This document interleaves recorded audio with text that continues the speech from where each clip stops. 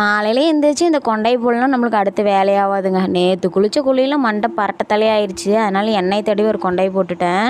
கேட்டை திறந்தோன்னே ஒரு விஷயம் கண்ணை பறிக்குதுங்க. என்னென்னு பார்த்தீங்கன்னா, எங்கள் ஹவுஸ் ஓனர் வீட்டு செடியில் 7 ரோஸ் பூ வந்துக்குது. பார்க்க அம்முட்டு அழகாக இருக்குது. ஆனால் என்ன, நம்மளால் பார்க்க மட்டும் தான் முடியும், பறிக்க முடியாது, நாமளே ஊராப்ட்ட வீட்டில் இருக்கிறோன்ட்டு. அப்புறம் என்னென்னு பார்த்தீங்கன்னா, மாமியார் கொடுத்த முறுக்கு ஒரு மாதம் வச்சு ஓட்டலான்னு பார்த்தா, ஒரு வாரம் கூட தாங்கலை. என் பையன் டப்பாக்கிட்டே நின்று அம்மா முக்கு முக்கு முக்குன்ட்டு பாதி தான் அவனே தின்னுப்ட்டான். என்னென்னா, மாமியார் செஞ்ச முறுக்கு அவ்வளோ டேஸ்ட்டாக இருக்குது, வேறு ஒன்றும் இல்லை. வழக்கம் போல் நேற்று எங்கள் ஐயா வந்து நைட்டு கொஞ்சம் வேலை லேட்டானதுனால வெளியே சாப்பிட்டதுனால கொஞ்சோண்டு சாம்பார் மட்டும் மீதியாயிருச்சுங்க.